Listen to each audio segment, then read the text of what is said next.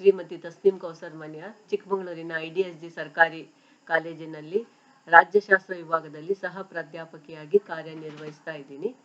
ಹಿಂದಿನ ವಿಡಿಯೋದಲ್ಲಿ ನಾನು ಅಂತಾರಾಷ್ಟ್ರೀಯ ಕಾನೂನಿನ ಅರ್ಥ, ವ್ಯಾಖ್ಯೆಗಳು ಮತ್ತು ಅದರ ಮೂಲಗಳ ಬಗ್ಗೆ ಕೆಲವೊಂದು ವಿಚಾರಗಳನ್ನು ವಿದ್ಯಾರ್ಥಿಗಳ ಜೊತೆಗೆ ಹಂಚಿಕೊಂಡಿದ್ದೆ.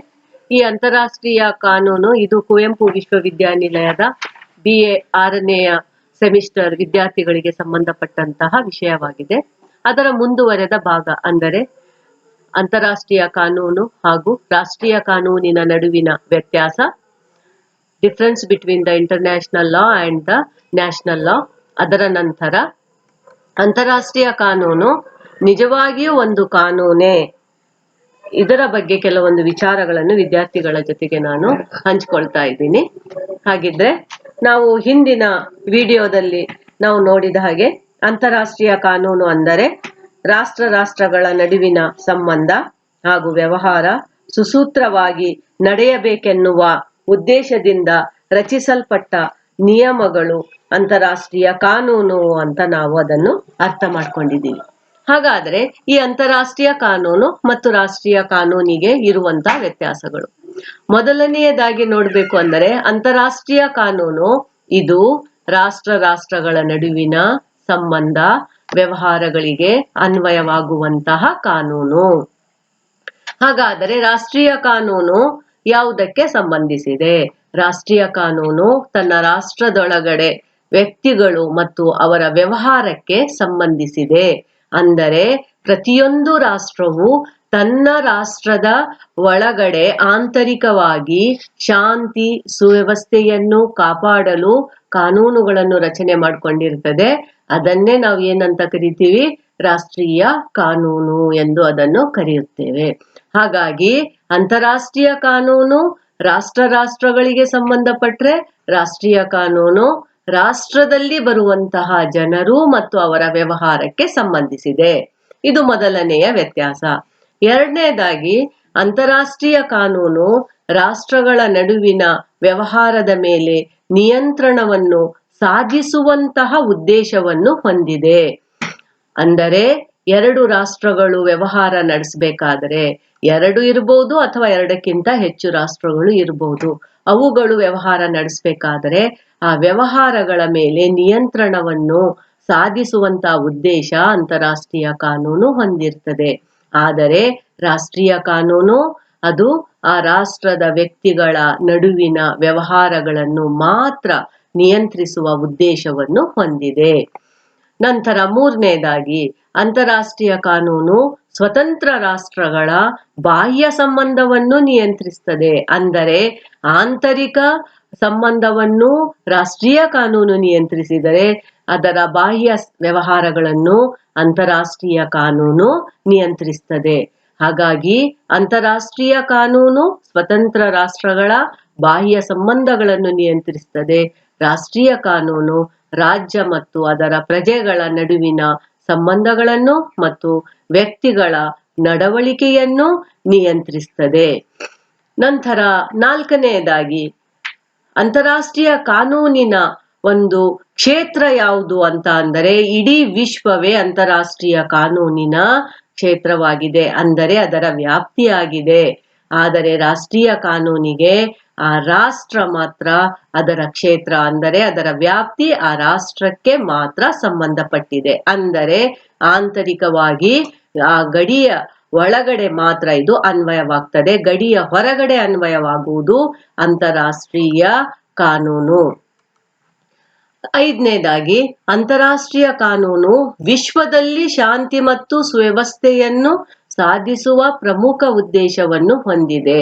ಆದರೆ ರಾಷ್ಟ್ರೀಯ ಕಾನೂನು ಆ ರಾಷ್ಟ್ರದ ಒಳಗಡೆ ಶಾಂತಿ ಮತ್ತು ಸುವ್ಯವಸ್ಥೆಯನ್ನು ಕಾಯುವ ಉದ್ದೇಶವನ್ನು ಹೊಂದಿದೆ. ಇಲ್ಲಿ ನಾವು ಏನ್ ನೋಡ್ತೀವಿ? ವಿಶ್ವ ಶಾಂತಿಯ ಉದ್ದೇಶ ಅಂತಾರಾಷ್ಟ್ರೀಯ ಕಾನೂನಿನಲ್ಲಿದ್ದರೆ ರಾಷ್ಟ್ರದ ಶಾಂತಿಯ ಉದ್ದೇಶ ರಾಷ್ಟ್ರೀಯ ಕಾನೂನಿನಲ್ಲಿ ಇದೆ. ನಂತರ ಆರನೇದಾಗಿ ಅಂತಾರಾಷ್ಟ್ರೀಯ ಕಾನೂನು ರಾಷ್ಟ್ರಗಳನ್ನು ಬಾಧ್ಯತೆಗೊಳಪಡಿಸುವುದಿಲ್ಲ. ಅಂದರೆ ಇದು ಕಡ್ಡಾಯವಾಗಿಲ್ಲ, ರಾಷ್ಟ್ರಗಳ ಮೇಲೆ ಇದು ಕಡ್ಡಾಯವಾಗಿಲ್ಲ. ಆದರೆ ರಾಷ್ಟ್ರೀಯ ಕಾನೂನು ರಾಷ್ಟ್ರದಲ್ಲಿರುವ ಪ್ರತಿಯೊಬ್ಬ ವ್ಯಕ್ತಿಯನ್ನು ಬಾಧ್ಯತೆಗೆ ಒಳಪಡಿಸುತ್ತದೆ, ಅಂದರೆ ನಿರ್ಬಂಧಿಸುತ್ತದೆ ಅಂತ ಅರ್ಥ. ಏಳನೇದಾಗಿ, ಅಂತಾರಾಷ್ಟ್ರೀಯ ಕಾನೂನು ರಾಷ್ಟ್ರಗಳು ಸ್ವ ಇಚ್ಛೆಯಿಂದ ಒಪ್ಪಂದಕ್ಕೆ ಬಂದ ಆಧಾರದ ಮೇಲೆ ಬಂದಂತಹ ಕಾನೂನಾಗಿದೆ. ಅಂದರೆ ಇದು ಒಪ್ಪಂದದ ಒಂದು ಫಲ ಅಂತ ನಾವು ನೋಡ್ತೀವಿ. ಎರಡು ಅಥವಾ ಎರಡಕ್ಕಿಂತ ಹೆಚ್ಚು ರಾಷ್ಟ್ರಗಳು ಮಾಡಿಕೊಂಡಂತಹ ಒಪ್ಪಂದವೇ ಇದರ ಉಗಮವಾಗಿದೆ. ಆದರೆ ರಾಷ್ಟ್ರೀಯ ಕಾನೂನು ರಾಷ್ಟ್ರಗಳು ಹೊಂದಿರುವಂತಹ ಪರಮಾಧಿಕಾರದ ಫಲದಿಂದ ಉಗಮವಾಗಿದೆ. ಯಾವ ರಾಷ್ಟ್ರ ಸ್ವಾತಂತ್ರ್ಯ ಪರಮಾಧಿಕಾರವನ್ನು ಪಡಿತದೆಯೋ ಆ ರಾಷ್ಟ್ರ ಆಂತರಿಕವಾಗಿ ಒಂದು ಕಾನೂನು ರಚನೆ ಮಾಡುವಂತ ಅಧಿಕಾರ ಅದಕ್ಕೆ ಸಿಗ್ತದೆ. ಅದನ್ನೇ ನಾವು ಪರಮಾಧಿಕಾರ ಅಂತ ಕರಿತೀವಿ. ಹಾಗಾಗಿ ಅಂತಾರಾಷ್ಟ್ರೀಯ ಕಾನೂನು ಒಪ್ಪಂದಗಳಿಂದ ಅದು ಉಗಮವಾಗಿದ್ದರೆ, ರಾಷ್ಟ್ರೀಯ ಕಾನೂನು ಪರಮಾಧಿಕಾರದಿಂದ ಉಗಮವಾಗಿದೆ. ಹಾಗಾಗಿ ಅಂತಾರಾಷ್ಟ್ರೀಯ ಕಾನೂನನ್ನು ನಾವು ಏನಂತ ಕರಿತೀವಿ? ಐಚ್ಛಿಕ ಅಂತ ಕರಿತೀವಿ. ಅಂತಾರಾಷ್ಟ್ರೀಯ ಕಾನೂನನ್ನು ಗೌರವಿಸುವುದು ಆ ರಾಷ್ಟ್ರಗಳ ಸ್ವ ಇಚ್ಛೆಯ ಮೇಲೆ ಅವಲಂಬಿಸಿದೆ. ಅಂದರೆ ಅಂತಾರಾಷ್ಟ್ರೀಯ ಕಾನೂನು ರಾಷ್ಟ್ರಗಳಿಗೆ ಕಡ್ಡಾಯವಾಗಿಲ್ಲ, ಆದರೆ ರಾಷ್ಟ್ರೀಯ ಕಾನೂನು ಕಡ್ಡಾಯವಾಗಿದೆ. ರಾಷ್ಟ್ರೀಯ ಕಾನೂನನ್ನು ಗೌರವಿಸುವುದು ಆಯಾ ರಾಷ್ಟ್ರಗಳಲ್ಲಿ ವ್ಯಕ್ತಿಗಳ ಕರ್ತವ್ಯವಾಗಿದೆ ಮತ್ತು ಅದು ಕಡ್ಡಾಯವಾಗಿದೆ. ಹಾಗಾಗಿ ಅಂತಾರಾಷ್ಟ್ರೀಯ ಕಾನೂನು ಐಚ್ಛಿಕವಾದರೆ ರಾಷ್ಟ್ರೀಯ ಕಾನೂನು ಕಡ್ಡಾಯವಾಗಿದೆ.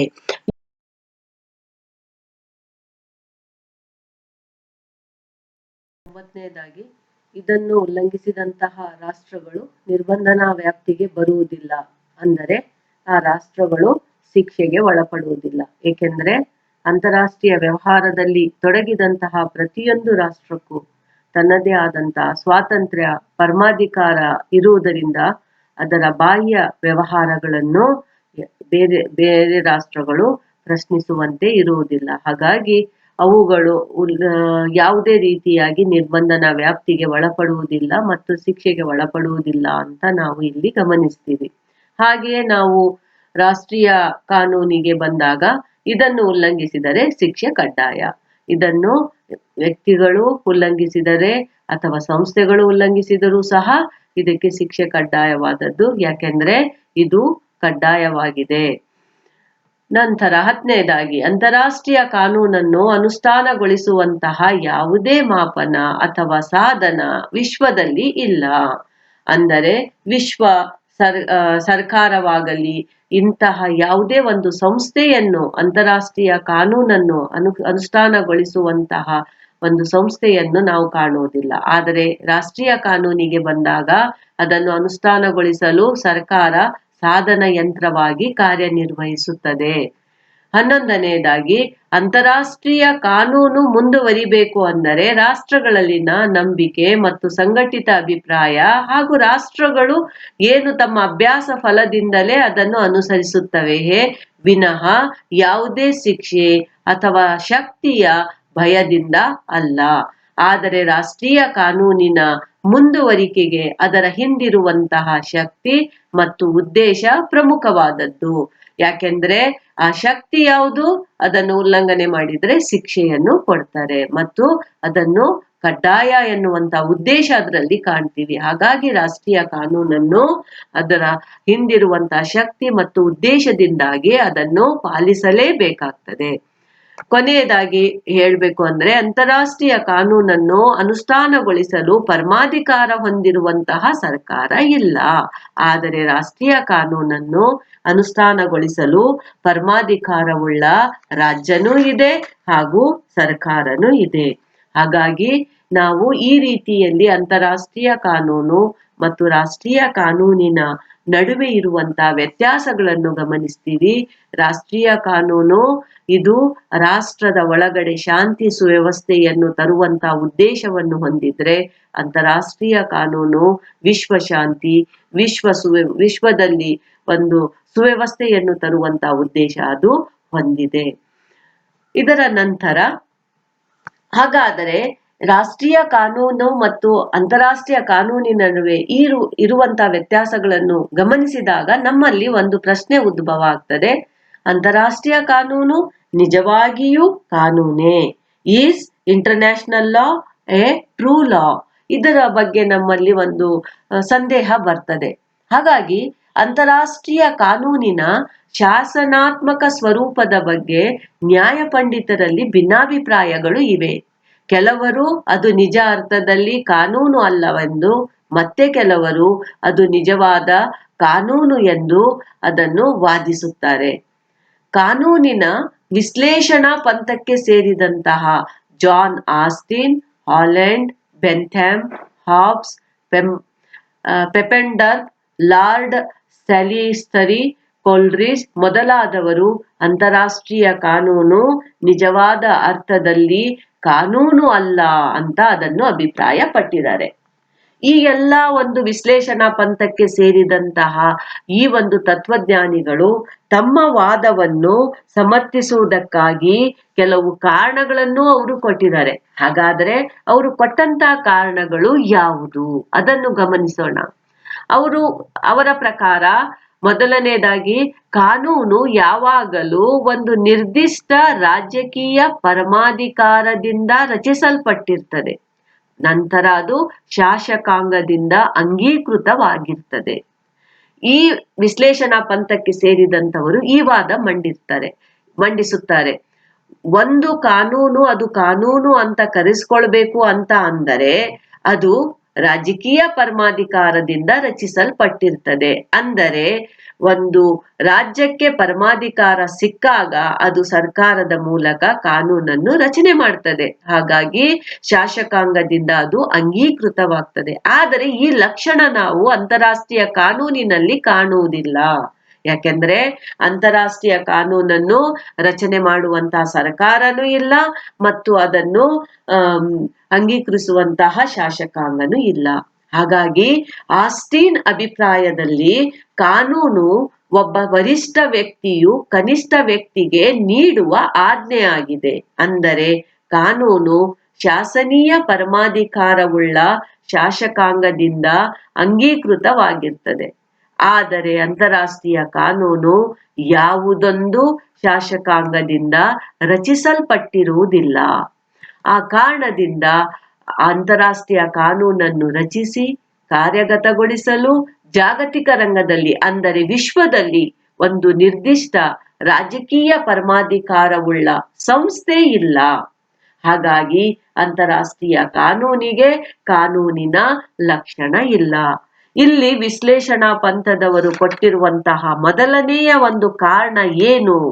ಅಂತಾರಾಷ್ಟ್ರೀಯ ಕಾನೂನು ಕಾನೂನು ಅಲ್ಲ ಎನ್ನುವುದಕ್ಕೆ ಮೊದಲನೆಯ ಕಾರಣ ಏನು ಅಂತ ಅಂದರೆ ಅದನ್ನು ರಚನೆ ಮಾಡುವಂತಹ ಪರಮಾಧಿಕಾರ ಪಡೆದಂತಹ ಸಂಸ್ಥೆ ಇಲ್ಲ ಮತ್ತು ಅದನ್ನು ಅಂಗೀಕರಿಸುವಂತಹ ಶಾಸಕಾಂಗ ಇಲ್ಲ ಎನ್ನುವುದು.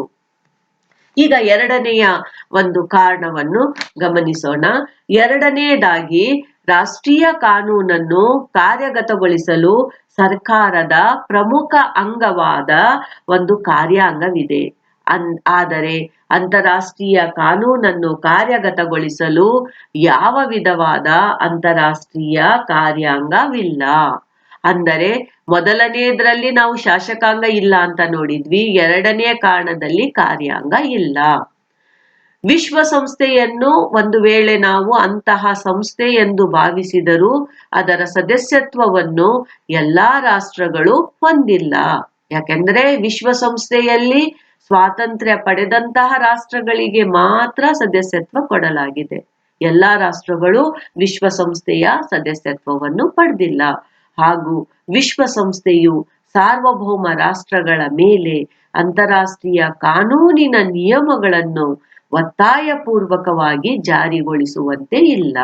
ಇಲ್ಲಿ ನಾವು ಸಾರ್ವಭೌಮ ರಾಷ್ಟ್ರಗಳು ಅಂತ ಅಂದರೆ ಅವುಗಳಿಗೆ ಬಾಹ್ಯ ಪರಮಾಧಿಕಾರ ಇರ್ತದೆ. ಯಾವುದೇ ರೀತಿಯಲ್ಲಿ ಅವುಗಳನ್ನು ಒತ್ತಾಯ ಮಾಡುವಂತೆ ಇಲ್ಲ. ಇಂತಹ ಕಾನೂನನ್ನು ಅನುಸರಿಸಿ ಅಂತ ಒತ್ತಾಯವನ್ನು ತರುವಂತೆ ಇಲ್ಲ. ಹಾಗಾಗಿ ಅಂತಾರಾಷ್ಟ್ರೀಯ ಕಾನೂನನ್ನು ಜಾರಿಗೆ ತರುವಂತಹ ಅದನ್ನು ಕಾರ್ಯಗತಗೊಳಿಸುವಂತಹ ಕಾರ್ಯಾಂಗ ಇಲ್ಲದಿರುವುದರಿಂದ ಅದು ಒಂದು ಕಾನೂನು ಅಲ್ಲ ಅಂತ ಅದನ್ನು ಪರಿಗಣಿಸಲಾಗಿದೆ. ನಂತರ ಮೂರನೆಯದಾಗಿ ವಿಶ್ಲೇಷಣಾ ಪಂಥದವರು ಹೇಳಿರುವಂತಹ ಕಾರಣ ನೋಡಿದ್ರೆ ರಾಷ್ಟ್ರೀಯ ಕಾನೂನಿನ ಹಿಂದೆ ರಾಜ್ಯದ ನ್ಯಾಯಬದ್ಧವಾದ ದಂಡನಾ ಶಕ್ತಿ ಅಡಗಿದೆ. ರಾಷ್ಟ್ರೀಯ ಕಾನೂನನ್ನು ಪ್ರತಿಯೊಬ್ಬರೂ ಕಡ್ಡಾಯವಾಗಿ ಪಾಲಿಸಲೇಬೇಕು. ವಿರುದ್ಧವಾಗಿ ವರ್ತಿಸಿದರೆ ಶಿಕ್ಷಿಸುವಂತ ಅಧಿಕಾರ ರಾಜ್ಯಕ್ಕೆ ಇರ್ತದೆ. ಅಂದರೆ ನ್ಯಾಯಾಂಗ ಇಲ್ಲ ಅಂತ ಅರ್ಥ. ಅಂತಹ ರಾಷ್ಟ್ರದಲ್ಲಿರುವಂತಹ ಏನು ಶಕ್ತಿಯುತವಾದಂತಹ ನ್ಯಾಯಾಂಗ ವ್ಯವಸ್ಥೆ ರಾಷ್ಟ್ರದಲ್ಲಿರ್ತದೆ, ಅಂತಹ ವ್ಯವಸ್ಥೆ ಅಂತಾರಾಷ್ಟ್ರೀಯ ಮಟ್ಟದಲ್ಲಿ ಇಲ್ಲ. ಆದರೆ ಅಂತಾರಾಷ್ಟ್ರೀಯ ಕಾನೂನನ್ನು ಉಲ್ಲಂಘಿಸಿದಂತಹ ರಾಷ್ಟ್ರಗಳನ್ನು ಶಿಕ್ಷಿಸುವಂತಹ ಅಂತಾರಾಷ್ಟ್ರೀಯ ನ್ಯಾಯಾಲಯವಿಲ್ಲ. ಅಂತಾರಾಷ್ಟ್ರೀಯ ಒಂದು ನ್ಯಾಯಾಲಯವನ್ನು ವಿಶ್ವಸಂಸ್ಥೆ ಸ್ಥಾಪಿಸಿದರೂ ಅದಕ್ಕೆ ವ್ಯಾಪಕವಾದ ಅಧಿಕಾರಗಳನ್ನು ನೀಡಿರುವುದಿಲ್ಲ. ಈ ನ್ಯಾಯಾಲಯಗಳ ತೀರ್ಪುಗಳನ್ನು ಸಾರ್ವಭೌಮ ರಾಷ್ಟ್ರಗಳು ಅದನ್ನು ಕಡೆಗಣಿಸಲೂಬಹುದು. ಅಂತಹ ಸಂಭವಗಳು ಸಹ ಇರ್ತವೆ. ಹಾಗಾಗಿ ಅಂತಾರಾಷ್ಟ್ರೀಯ ಕಾನೂನನ್ನು ಕಾನೂನು ಎಂದು ಒಪ್ಪಲು ಸಾಧ್ಯ ಇಲ್ಲ. ರಾಷ್ಟ್ರಗಳು ತಮ್ಮ ಇಚ್ಛೆಗೆ ವಿರುದ್ಧವಾಗಿ ವಿವಾದಗಳನ್ನು ಅಂತಾರಾಷ್ಟ್ರೀಯ ನ್ಯಾಯಾಲಯಕ್ಕೆ ಒಪ್ಪಿಸಲೇಬೇಕು ಎನ್ನುವ ನಿಯಮವೂ ಇಲ್ಲ. ರಾಷ್ಟ್ರಗಳ ಮೇಲೆ ಒತ್ತಡ ಇಲ್ಲ. ಅವುಗಳು ತಮಗಿಷ್ಟ ಇದ್ದರೆ ತಮ್ಮ ವಿವಾದಗಳನ್ನು ಅಂತಾರಾಷ್ಟ್ರೀಯ ನ್ಯಾಯಾಲಯಕ್ಕೆ ಒಪ್ಪಿಸಬಹುದು, ಇಲ್ಲದಿದ್ದರೆ ಇಲ್ಲ. ಹೀಗೆ ಅಂತಾರಾಷ್ಟ್ರೀಯ ಕಾನೂನಿನ ಹಿಂದೆ ಯಾವ ದಂಡನಾ ಶಕ್ತಿಯೂ ಇಲ್ಲ. ಯುದ್ಧ, ಭಯ, ತಮ್ಮ ನೈತಿಕ ಮನೋಭಾವ ಮುಂತಾದ ಪ್ರೇರಣಾ ಅಂಶಗಳಿಂದ ರಾಷ್ಟ್ರಗಳು ಅಂತಾರಾಷ್ಟ್ರೀಯ ನಿಯಮಗಳನ್ನು ಪಾಲಿಸುತ್ತವೆಯೇ ವಿನಃ ಬಲದಿಂದಲ್ಲ, ಯಾವುದೇ ಪ್ರಭಾವದಿಂದ. ನಾಲ್ಕನೇದಾಗಿ, ಅಂತಾರಾಷ್ಟ್ರೀಯ ಕಾನೂನನ್ನು ರೂಪಿಸುವ ಅಧಿಕಾರಯುಕ್ತ ಶಾಸಕಾಂಗವಿಲ್ಲದ ಕಾರಣ ಹಲವಾರು ವಿಷಯಗಳಿಗೆ ಸಂಬಂಧಿಸಿದಂತೆ ಈ ಕಾನೂನು ಅಸ್ಪಷ್ಟವಾಗಿದೆ. ವಿಶ್ಲೇಷಣಾ ಪಂಥದವರ ಪ್ರಕಾರ ನಾವು ಮೊದಲನೇದಾಗೆ ನೋಡಿದ್ವಿ, ಅಂತಾರಾಷ್ಟ್ರೀಯ ಕಾನೂನನ್ನು ರಚನೆ ಮಾಡುವಂತಹ, ಅದನ್ನು ಅಂಗೀಕರಿಸುವಂತಹ ಶಾಸಕಾಂಗ ಇಲ್ಲ. ಹಾಗಾಗಿ ಈ ಶಾಸಕಾಂಗ ಇಲ್ಲದೆ ಇರುವುದರಿಂದ ಅಂತಾರಾಷ್ಟ್ರೀಯ ಕಾನೂನು ಅಸ್ಪಷ್ಟವಾಗಿದೆ. ಈ ವಾದವನ್ನು ವಿಶ್ಲೇಷಣಾ ಪಂಥದವರು ಮಂಡಿಸಿ ಅದು ಕಾನೂನು ಅಲ್ಲ ಎಂದು ಹೇಳುವಂತಹ ಪ್ರಯತ್ನವನ್ನು ಮಾಡಿದ್ದಾರೆ.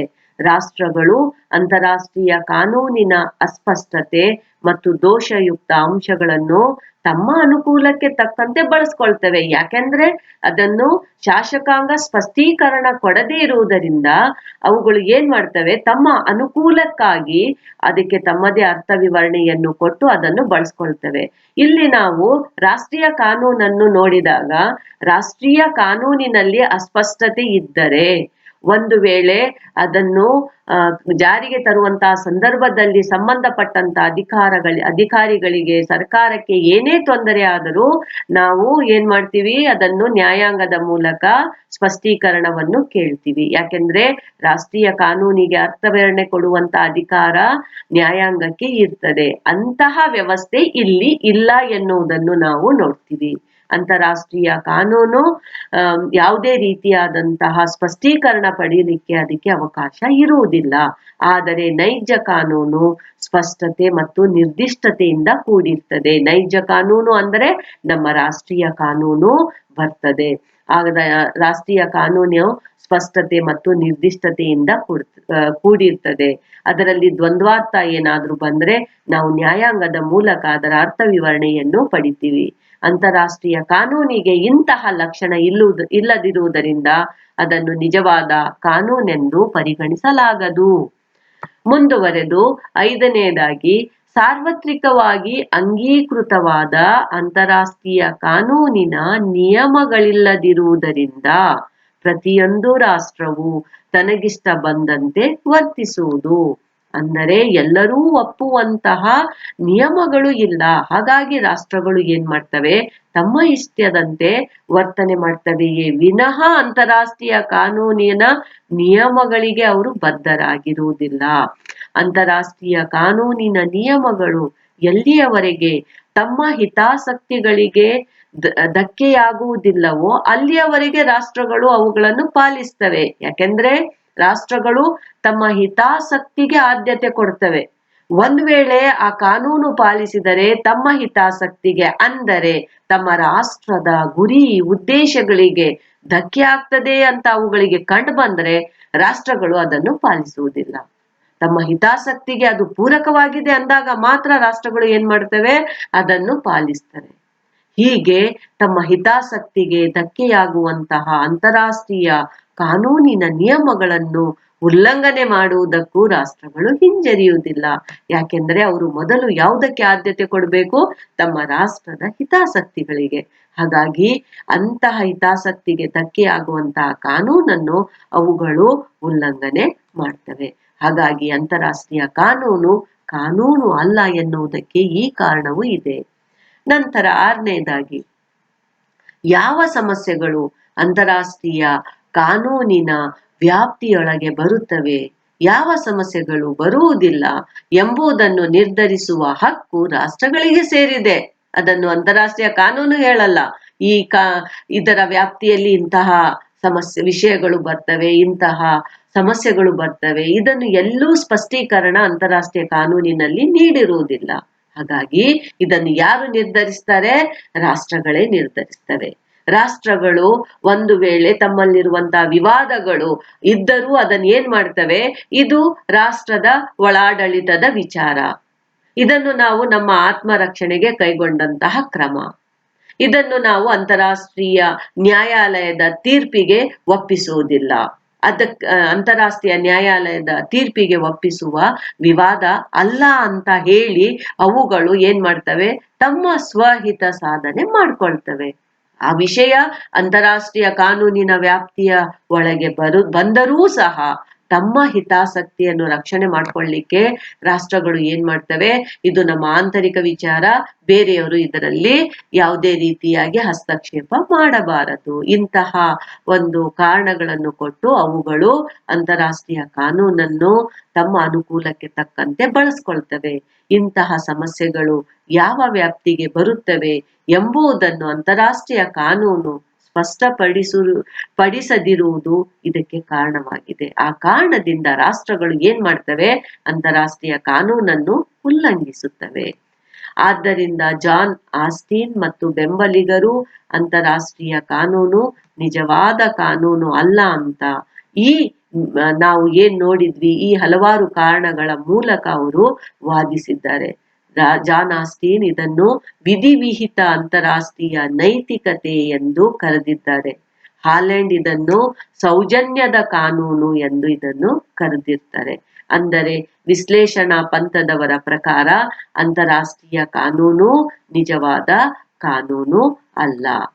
ಆದರೆ ಇನ್ನೊಂದು ಕಡೆ ನಾವು ಏನ್ ನೋಡ್ತೀವಿ, ಕೆಲವು ರಾಜ್ಯಶಾಸ್ತ್ರಜ್ಞರು, ತಜ್ಞರು ಅವರು ಅಂತಾರಾಷ್ಟ್ರೀಯ ಕಾನೂನು ನಿಜವಾದ ಕಾನೂನು ಅಂತ ಅಭಿಪ್ರಾಯ ಪಟ್ಟಿದ್ದಾರೆ. ಅಂಥವರಲ್ಲಿ ಪ್ರಮುಖರಾದಂಥವರು ಓಪನ್ಹೀಮ್, ಲಾರೆನ್ಸ್, ಹಾಲ್, ಸರ್ ಹೆನ್ರಿ ಮೆನ್, ಬ್ರಿಯಲಿ ಮುಂತಾದ ಲೇಖಕರು ಅಂತಾರಾಷ್ಟ್ರೀಯ ಕಾನೂನಿನ ಸ್ವರೂಪ ಪಡೆದಿದ್ದು ಅದು ನಿಜವಾದ ಕಾನೂನು ಎಂದು ಅಭಿಪ್ರಾಯ ಪಟ್ಟಿದ್ದಾರೆ. ಅವರೂ ಸಹ ಅದು ನಿಜವಾದ ಕಾನೂನು ಎನ್ನುವುದಕ್ಕೆ ಹಲವಾರು ಕಾರಣಗಳನ್ನು ಕೊಟ್ಟಿದ್ದಾರೆ. ಹೂಕರ್ ಎಂಬ ರಾಜ್ಯಶಾಸ್ತ್ರಜ್ಞರ ಪ್ರಕಾರ ಕಾನೂನು ಎಂಬ ಶಬ್ದಕ್ಕೆ ವಿಶಾಲವಾದ ಇನ್ನೊಂದು ಅರ್ಥವಿದೆ. ಅವರ ಪ್ರಕಾರ ಅವ್ರು ಏನ್ ಹೇಳ್ತಾರೆ, ಕಾನೂನು ಅಂತ ಕರಿಬೇಕು ಅಂತ ಅಂದ್ರೆ ಅದಕ್ಕೆ ವಿಶಿಷ್ಟವಾದಂತ ಇನ್ನೊಂದು ಅರ್ಥ ಇದೆ. ವ್ಯವಸ್ಥೆಯನ್ನು ಉಂಟು ಮಾಡುವ ನಿಯಮಕ್ಕೆ ಕಾನೂನು ಎಂದು ಕರೆಯಬಹುದು. ಆದ್ದರಿಂದ ಅಂತಾರಾಷ್ಟ್ರೀಯ ಕಾನೂನು ನಿಜವಾಗಿಯೂ ಕಾನೂನು ಎಂದು ಹೇಳಿದ್ದಾರೆ. ಯಾಕೆಂದ್ರೆ ವಿಶ್ಲೇಷಣಾ ಪಂಥದವರು ಅಂತಾರಾಷ್ಟ್ರೀಯ ಶಾಸಕಾಂಗ, ಕಾರ್ಯಾಂಗ, ನ್ಯಾಯಾಂಗ ಇಲ್ಲದಿರುವುದರಿಂದ ಅಂತಾರಾಷ್ಟ್ರೀಯ ಕಾನೂನು ಅಲ್ಲ ಅಂತ ಹೇಳಿದ್ರೆ, ಹೂಕರ್ ಅವರು ಏನ್ ಹೇಳ್ತಾರೆ, ಒಂದು ವ್ಯವಸ್ಥೆಯನ್ನು ಉಂಟು ಮಾಡುವಂತಹ ನಿಯಮ ಇದ್ದರೆ ಅದನ್ನು ಕಾನೂನು ಅಂತ ಕರಿಬಹುದು. ಹಾಗಾಗಿ ವಿಶ್ವ ಮಟ್ಟದಲ್ಲಿ ಅಂತಾರಾಷ್ಟ್ರೀಯ ಕಾನೂನು ಶಾಂತಿ ಸುವ್ಯವಸ್ಥೆಯನ್ನು ತರುವುದಕ್ಕೆ ಸಹಾಯಕವಾಗಿರುವುದರಿಂದ ಅದು ನಿಜವಾಗಿಯೂ ಕಾನೂನು ಎಂದು ಅಭಿಪ್ರಾಯ ಪಟ್ಟಿದ್ದಾರೆ. ಓಪನ್ಹೀಮ್ ಹೇಳಿರುವಂತೆ ಅಂತಾರಾಷ್ಟ್ರೀಯ ಕಾನೂನು ರಾಜ್ಯಗಳ ನಡುವಿನ ಕಾನೂನೇ ಹೊರತು ರಾಜ್ಯಗಳ ಮೇಲಿನ ಕಾನೂನು ಅಲ್ಲ. ಈ ವಿಚಾರವನ್ನು ಓಪನ್ಹೀಮ್ ಹೇಳ್ತಾರೆ. ಅಂತಾರಾಷ್ಟ್ರೀಯ ಕಾನೂನಿಗೆ ಸಂಬಂಧಿಸಿದಂತೆ ರಾಜಕೀಯ ಪರಮಾಧಿಕಾರದ ಪ್ರಶ್ನೆಯೇ ಉದ್ಭವಿಸುವುದಿಲ್ಲ ಎಂದು ಅವರು ಅಭಿಪ್ರಾಯ ಪಟ್ಟಿದ್ದಾರೆ. ಹಾಗಾಗಿ ಪರಮಾಧಿಕಾರ ದಿಂದಲೇ ಕಾನೂನು ಅಸ್ತಿತ್ವಕ್ಕೆ ಬರುವಂತಹ ಅವಶ್ಯಕತೆ ಅಂತಾರಾಷ್ಟ್ರೀಯ ಮಟ್ಟದಲ್ಲಿ ಇಲ್ಲ. ಹಾಗಾಗಿ ಅದು ರಾಜ್ಯಗಳ ನಡುವಿನ ವ್ಯವಹಾರ ನಿಯಂತ್ರಣ ಮಾಡ್ತದೆಯೇ ಹೊರತು ರಾಜ್ಯಗಳ ಮೇಲೆ ನಿರ್ಬಂಧವನ್ನು ಹೇರುವುದಿಲ್ಲ ಎನ್ನುವಂತ ವಿಚಾರ ಓಪನ್ ಹೀಮ್ ಹೇಳ್ತಾರೆ. ಹಾಗಾಗಿ ಓಪನ್ ಹೀಮ್ ರವರು ಕಾನೂನಿನ ವ್ಯಾಖ್ಯಾನ ಮಾಡಿ ಅಂತಾರಾಷ್ಟ್ರೀಯ ಕಾನೂನನ್ನು ನಿಜವಾದ ಕಾನೂನು ಅಂತ ಅವರು ಚರ್ಚೆಯನ್ನು ಮಾಡಿದ್ದಾರೆ. ಅವರು ಕಾನೂನನ್ನು ಒಂದು ಸಮಾಜದ ಎಲ್ಲರ ಸಮ್ಮತಿಯ ಆಧಾರದ ಮೂಲಕ ಜಾರಿಗೆ ತರಲ್ಪಡುವ ಮಾನವನ ನಡವಳಿಕೆಯ ಮೊತ್ತ ಎಂದು ಅವರು ಅದನ್ನು ವ್ಯಾಖ್ಯಾನಿಸಿದ್ದಾರೆ. ಹಾಗಾಗಿ ಅವರ ಅರ್ಥದಲ್ಲಿ ಕಾನೂನು ಅಂತ ಕರೆಸ್ಕೊಳ್ಬೇಕಾದರೆ ಅಗತ್ಯವಾಗಿ 3 ಅಂಶಗಳು ಇರಬೇಕು ಅಂತ ಓಪನ್ ಹೀಮ್ ಹೇಳ್ತಾರೆ. ಮೊದಲನೇದಾಗಿ ಸಮಾಜ ಇರಬೇಕು, ಎರಡನೇದಾಗಿ ಮಾನವನ ನಡವಳಿಕೆ ನಿಯಂತ್ರಿಸುವಂತಹ ನಿಯಮಾವಳಿಗಳು ಇರಬೇಕು, ಮೂರನೇದಾಗಿ ಆ ಸಮಾಜದಲ್ಲಿರುವ ಎಲ್ಲಾ ಜನರ ಸಮ್ಮತಿ ಬೇಕು. ಒಂದು ಕಾನೂನು ಅದು ಕಾನೂನು ಅಂತ ಕರೆಸ್ಕೊಳ್ಬೇಕಾದ್ರೆ ಈ 3 ಅಂಶಗಳು ಅದರಲ್ಲಿ ಇರಬೇಕು. ಇದನ್ನು ಅವರು ಅಂತಾರಾಷ್ಟ್ರೀಯ ಕಾನೂನಿಗೆ ಹೋಲಿಕೆ ಮಾಡಿದ್ದಾರೆ. ಈ 3 ಅಂಶಗಳು ಓಪನ್ ಹೀಮ್ ಪ್ರಕಾರ ಅಂತಾರಾಷ್ಟ್ರೀಯ ಕಾನೂನಿನಲ್ಲಿ ಕಂಡು ಬರ್ತವೆ. ಅಂದರೆ ವಿಶ್ವ ರಾಷ್ಟ್ರಗಳ ಕುಟುಂಬವು ಅಂತಾರಾಷ್ಟ್ರೀಯ ಸಮಾಜ ಆಗಿದೆ. ವಿಶ್ವವೇ ಸಮಾಜ. ರಾಷ್ಟ್ರಗಳ ನಡವಳಿಕೆಯನ್ನು ನಿರ್ಧರಿಸುವ ರೂಢಾತ್ಮಕ ಸಾಂಪ್ರದಾಯಿಕ ನಿಯಮಗಳ ಮೊತ್ತವೇ ಅವರು ಏನಂತ ಕರೀತಾರೆ, ಅಂತಾರಾಷ್ಟ್ರೀಯ ಕಾನೂನು. ಇವುಗಳನ್ನು ಜಾರಿಗೆ ತರಲು ಎಲ್ಲರ ಸಮ್ಮತಿಯನ್ನು ಪಡೆಯಲಾಗಿದೆ. ಅಂದರೆ ರಾಷ್ಟ್ರೀಯ ಕಾನೂನಿಗಿರುವಂತೆಯೇ ಅಂತಾರಾಷ್ಟ್ರೀಯ ಕಾನೂನಿನಲ್ಲಿಯೂ ಸಹ ಈ 3 ಅಂಶಗಳು ಇರುವುದರಿಂದ ಅದು ಒಂದು. ಹಾಗಾಗಿ ಓಪನ್ ಹೀಮ್ ರವರು ಅಂತಾರಾಷ್ಟ್ರೀಯ ಕಾನೂನನ್ನು ಒಂದು ಕಾನೂನು ಅಂತ ಕರೆದಿದ್ದಾರೆ. ಕಾನೂನಿನ ಐತಿಹಾಸಿಕ ಪಂಥದವರು ಅಂತಾರಾಷ್ಟ್ರೀಯ ಕಾನೂನುಗಳ ಪಾಲಿಕೆಗೆ ದೈಹಿಕ ಬಲ ಬೇಕಾಗಿಲ್ಲ, ಕೇವಲ ನೈತಿಕ ಬೆಂಬಲವಿದ್ದರೆ ಸಾಕು ಎಂಬ ಅಭಿಪ್ರಾಯ ಪಟ್ಟಿದ್ದಾರೆ. ವಿಶ್ಲೇಷಣಾ ಪಂಥದವರು ಅಂತಾರಾಷ್ಟ್ರೀಯ ಕಾನೂನಿಗೆ ನೈತಿಕ ಒಂದು ಬೆಂಬಲ ಮಾತ್ರ ಇರುವುದರಿಂದ ಅದು ಕಾನೂನಲ್ಲ ಅಂತ ಹೇಳಿದ್ರೆ, ಐತಿಹಾಸಿಕ ಪಂಥದವರು ದೈಹಿಕ ಬಲ ಬೇಕಾಗಿಲ್ಲ, ಕೇವಲ ನೈತಿಕ ಬೆಂಬಲವಿದ್ದರೆ ಸಾಕು ಎನ್ನುವಂತ ಅಭಿಪ್ರಾಯವನ್ನು ಅವರು ವ್ಯಕ್ತಪಡಿಸಿದ್ದಾರೆ. ಪ್ರತಿಯೊಂದು ರಾಷ್ಟ್ರವು ಅನುಕೂಲ ಮಾಡಿಕೊಡುವ ಉದ್ದೇಶವನ್ನು ಅಂತಾರಾಷ್ಟ್ರೀಯ ಕಾನೂನು ಹೊಂದಿರುವುದರಿಂದ ಅವುಗಳನ್ನು ಅನುಸರಿಸಿದರೆ ರಾಷ್ಟ್ರಗಳಿಗೆ ಲಾಭವಾಗ್ತದೆ. ಆದುದರಿಂದಲೇ ಈ ಕಾನೂನುಗಳು ರಾಷ್ಟ್ರೀಯ ಕಾನೂನಿನಂತೆ ಪಾಲಿಸಲ್ಪಡ್ತವೆ. ಹಾಗಾಗಿ ಅದು ಅಂತಾರಾಷ್ಟ್ರೀಯ ಕಾನೂನು ಒಂದು ಕಾನೂನು ಎನ್ನುವಂತ ವಿಚಾರವನ್ನು ಇಲ್ಲಿ ಅವರು ಮಂಡನೆ ಮಾಡಿರುತ್ತಾರೆ.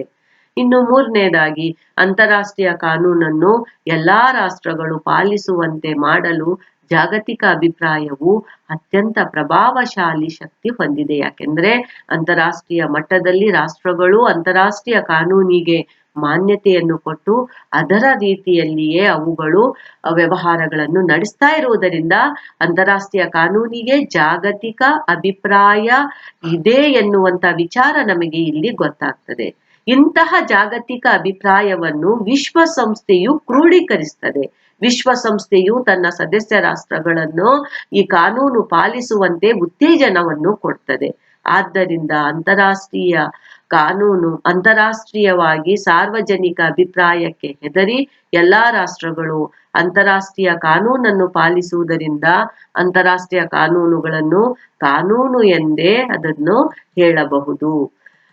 ಅಂತಾರಾಷ್ಟ್ರೀಯ ಕಾನೂನುಗಳನ್ನು ರಾಷ್ಟ್ರಗಳು ಪಾಲಿಸುವಂತೆ ಮಾಡಲು ಹಲವಾರು ವಿಧಾನಗಳಿವೆ. 4ನೇದಾಗಿ ನಾವು ನೋಡ್ತೀವಿ. ಹಾಗಾದರೆ ಅಂತಹ ವಿಧಾನಗಳು ಯಾವುದು? ಅಂತಹ ವಿಧಾನಗಳೆಂದರೆ ರಾಜಕೀಯ ಮತ್ತು ಆರ್ಥಿಕ ಒತ್ತಡಕ್ಕೆ ಹೆದರಿ ರಾಷ್ಟ್ರಗಳು ಏನ್ ಮಾಡ್ತವೆ, ಅಂತಾರಾಷ್ಟ್ರೀಯ ಕಾನೂನನ್ನು ಪಾಲಿಸ್ತವೆ. ಒಂದ್ ವೇಳೆ ಅಂತಾರಾಷ್ಟ್ರೀಯ ಕಾನೂನು ಉಲ್ಲಂಘನೆ ಮಾಡಿದ್ರೆ ಬೇರೆ ರಾಷ್ಟ್ರಗಳು ನಮ್ಮ ಜೊತೆಗೆ ವ್ಯವಹಾರ ಸಂಬಂಧವನ್ನು ಮಾಡುವುದಿಲ್ಲ ಎನ್ನುವಂತ ಭಯ ಪ್ರತಿಯೊಂದು ರಾಷ್ಟ್ರಕ್ಕೆ ಇದ್ದೇ ಇರ್ತದೆ. ನಂತರ ಶಾಂತಿಯುತ ದಿಗ್ಬಂಧನ ಮತ್ತು ಬಂದರು ಬಂದು ಮಾಡುವುದು, ಬಲ ಪ್ರಯೋಗಗಳನ್ನು ಒಳಗೊಂಡಂತೆ ವಿವಿಧ ಪ್ರತಿಕಾರದ ಕ್ರಮಗಳನ್ನು ಕೈಗೊಳ್ಳುವುದು, ರಾಜತಾಂತ್ರಿಕ ವಾಣಿಜ್ಯ ಸಂಬಂಧಗಳನ್ನು ಕಡಿದು ಹಾಕುವುದು, ಯುದ್ಧ, ಈ ರೀತಿಯಾಗಿ ಅಂತಾರಾಷ್ಟ್ರೀಯ ಕಾನೂನಿಗೆ ವಿಧೇಯತೆಯನ್ನು ಪಡೆಯಲು ಈ ಮೇಲಿನ ಎಲ್ಲಾ ಕ್ರಮಗಳನ್ನು ಬಳಸಿದಾಗ ರಾಷ್ಟ್ರಗಳು ಏನ್ ಮಾಡ್ತವೆ, ಅನಿವಾರ್ಯವಾಗಿ ಅಂತಾರಾಷ್ಟ್ರೀಯ ಕಾನೂನಿಗೆ ಮಾನ್ಯತೆ ಕೊಟ್ಟು ಅದನ್ನು ಅನುಸರಿಸ್ತವೆ. ಅದನ್ನು ಯಾವುದೇ ರಾಷ್ಟ್ರ ಉಲ್ಲಂಘನೆ ಮಾಡ್ತಾ ಇದೆ ಅಂತ ಕಂಡು ಬಂದರೆ ಅವುಗಳನ್ನು ಈ ರೀತಿಯಾದಂತಹ ಒಂದು ದಿಗ್ಬಂಧನೆಯನ್ನು ಅವುಗಳ ಮೇಲೆ ಹಾಕಿ ಅದನ್ನು ಮಾನ್ಯ ಮಾಡುವಂತೆ ನೋಡ್ಕೊಳ್ಳಾಗ್ತಾ ಇದೆ. ಇನ್ನು 5ನೇದಾಗಿ, ಅಂತಾರಾಷ್ಟ್ರೀಯ ನ್ಯಾಯಾಲಯವು ಅಂತಾರಾಷ್ಟ್ರೀಯ ಕಾನೂನಿನ ಅರ್ಥ ವಿವರಣೆಯನ್ನು ನೀಡಿ ಅವುಗಳ ಉಲ್ಲಂಘನೆಗೆ ಒಂದು ರೀತಿಯ ಶಿಕ್ಷೆಯನ್ನು ಸಹ ವಿಧಿಸ್ತದೆ. ಶಿಕ್ಷೆ ಇಲ್ಲ ಅಂತಾನೆ ಇಲ್ಲ, ಅದಕ್ಕೆ ಶಿಕ್ಷೆ ಕೊಡುವಂತಹ ಹಲವಾರು ಉದಾಹರಣೆಗಳನ್ನು ಸಹ ನಾವು ನೋಡ್ತೀವಿ. ಹೀಗೆ ಅಂತಾರಾಷ್ಟ್ರೀಯ ನ್ಯಾಯಾಲಯದ ಪ್ರಭಾವ, ವಿಶ್ವಸಂಸ್ಥೆಯಂತಹ ಅಂತಾರಾಷ್ಟ್ರೀಯ ಸಂಸ್ಥೆ, ಜಾಗತಿಕ ಅಭಿಪ್ರಾಯ ಅಂತಾರಾಷ್ಟ್ರೀಯ ಕಾನೂನನ್ನು ಪಾಲಿಸುವಂತೆ ಪ್ರೇರಣೆಯನ್ನು ಕೊಡ್ತಾ ಇದೆ. ಇನ್ನು ವಿಶ್ವದಲ್ಲಿ ಅಣುಸಮರದ ಭೀತಿಯೂ ಸಹ ಇರುವುದರಿಂದ ರಾಷ್ಟ್ರಗಳು ಅಂತಾರಾಷ್ಟ್ರೀಯ ಕಾನೂನನ್ನು ಉಲ್ಲಂಘನೆ ಮಾಡುವುದಿಲ್ಲ. ಹಾಗಾಗಿ ಅಂತಾರಾಷ್ಟ್ರೀಯ ಕಾನೂನನ್ನು ಉಲ್ಲಂಘಿಸದಂತೆ ಮಾಡಲಿಕ್ಕೆ ಇದೂ ಸಹ ಒಂದು ಕಾರಣ ಆಗಿದೆ. ಇನ್ನು 5ನೇದಾಗಿ, ಅಂತಾರಾಷ್ಟ್ರೀಯ ಕಾನೂನನ್ನು ಜಾರಿಗೆ ತರಲು ವ್ಯವಸ್ಥಿತವಾದ ಕಾರ್ಯಾಂಗವಿಲ್ಲದ ಕಾರಣ ಒಂದು ರಾಷ್ಟ್ರವು ಸ್ವತಃ ತಾನೇ ಹಾಕಿಕೊಳ್ಳುವ ನಿರ್ಬಂಧವು ಅಂತಾರಾಷ್ಟ್ರೀಯ ಕಾನೂನನ್ನು ಅನುಸರಿಸುವಂತೆ ಮಾಡುವಲ್ಲಿ ಸಹಕಾರಿಯಾಗಿದೆ. ಅದನ್ನು ಜಾರಿಗೆ ತರುವಂತ ಕಾರ್ಯಾಂಗ ಇಲ್ಲದೇ ಇದ್ದರೂ ಸಹ ರಾಷ್ಟ್ರಗಳು ತಾವೇ ನಿರ್ಬಂಧ ಹಾಕೊಂಡು ಅದನ್ನು ಅನುಸರಿಸ್ತವೆ. ಹಲವಾರು ದುರ್ಬಲ ರಾಷ್ಟ್ರಗಳು ಶಕ್ತಿ ಸಮತೋಲನ, ಸಾಮೂಹಿಕ ಭದ್ರತಾ ಕೂಟಗಳು, ಮೂರನೇ ಪಕ್ಷವೊಂದರಿಂದ ಭರವಸೆ ಇವುಗಳ ಮೂಲಕ ಅಂತಾರಾಷ್ಟ್ರೀಯ ಕಾನೂನಿನ ಜಾರಿಗೆಗೆ ಸಹಕರಿಸ್ತವೆ. ಯಾಕಂದ್ರೆ ಪ್ರತಿಯೊಂದು ರಾಷ್ಟ್ರವೂ ಅಂತಾರಾಷ್ಟ್ರೀಯ ಒಪ್ಪಂದಗಳಿಗೆ, ಒಡಂಬಡಿಕೆಗಳಿಗೆ, ನಂತರ ಮೈತ್ರಿಕೂಟಗಳಿಗೆ, ಅದೇ ರೀತಿ ಶಕ್ತಿ ಸಮತೋಲನದಲ್ಲಿ, ಭದ್ರತಾ ಕೂಟದಲ್ಲಿ ಭಾಗಿಯಾಗಿರುವುದರಿಂದ ಅವುಗಳು ಕಾನೂನನ್ನು ಉಲ್ಲಂಘನೆ ಮಾಡುವಂತಹ ಸಂಭವಗಳು ಅತ್ಯಂತ ಕಡಿಮೆ. ಪ್ರತಿಯೊಂದು ರಾಷ್ಟ್ರಕ್ಕೂ ತಾನು ಅಂತಾರಾಷ್ಟ್ರೀಯ ಕಾನೂನನ್ನು ಉಲ್ಲಂಘಿಸಿದರೆ ಅಂತಾರಾಷ್ಟ್ರೀಯ ನ್ಯಾಯಾಲಯ ತನಗೆ ವಿರುದ್ಧವಾದ ತೀರ್ಪು ಕೊಡಬಹುದು. ವಿಶ್ವಸಂಸ್ಥೆಯು ಅದನ್ನು ಸಮರ್ಥಿಸಲಾರದು. ಅದು ಜಾಗತಿಕ ಒಂದು ಅಭಿಪ್ರಾಯವನ್ನು ಅದು ಉಲ್ಲಂಘನೆ ಮಾಡಿದಂತೆ ಆಗ್ತದೆ ಎನ್ನುವ ಭಯ ಇದೆ. ಹಾಗಾಗಿ ರಾಷ್ಟ್ರಗಳು ಅದನ್ನು ಪಾಲಿಸ್ತವೆ. ವಿಶ್ವಸಂಸ್ಥೆಯ ಪ್ರಣಾಳಿಕೆಯಲ್ಲಿ ಕಾಣುವ ಮೂಲಭೂತ ಹಕ್ಕುಗಳನ್ನು ಹಾಗೂ ಮಾನವ ಹಕ್ಕುಗಳ ವಿಶ್ವಸಂಸ್ಥೆಯ ಘೋಷಣೆಯನ್ನು ಗಮನಿಸಿದಾಗ ವ್ಯಕ್ತಿಗಳು ಅಂತಾರಾಷ್ಟ್ರೀಯ ಕಾನೂನಿನ ಕ್ರಮಕ್ಕೆ ಒಳಗಾಗುತ್ತಾರೆ ಎಂದು ತಿಳಿದು ಬರ್ತದೆ. ಹಾಗಾಗಿ ಅಂತಾರಾಷ್ಟ್ರೀಯ ಕಾನೂನಿನ ಲಕ್ಷಣ ಹೊಂದಿದೆ ಎನ್ನುವಂತಹ ವಾದವನ್ನು ಐತಿಹಾಸಿಕ ಪಂಗಡದವರು ಮಂಡನೆ ಮಾಡ್ತಾರೆ. ಹೀಗೆ 2 ಪಂಗಡಗಳನ್ನು ಇಲ್ಲಿ ನಾವು ಗಮನಿಸ್ತೀವಿ. ಒಂದು ವಿಶ್ಲೇಷಣಾ ಪಂಥ, ಇನ್ನೊಂದು ಐತಿಹಾಸಿಕ ಪಂಥ. ವಿಶ್ಲೇಷಣಾ ಪಂಥ ಕಾನೂನು ಅಲ್ಲ ಅಂತ ಹೇಳಿದ್ರೆ, ಐತಿಹಾಸಿಕ ಪಂಥ ಕಾನೂನು ಹೌದು ಅಂತ ಹೇಳ್ತದೆ. ಹಾಗಾದರೆ ಈ 2 ವಾದಗಳನ್ನು ನಾವು ತಿರಸ್ಕರಿಸಲಿಕ್ಕೆ ಸಾಧ್ಯ ಇಲ್ಲ. ಯಾಕಂದ್ರೆ ಎರಡರಲ್ಲಿಯೂ ಸತ್ಯಾಂಶಗಳನ್ನು ಕಾಣ್ತೀವಿ.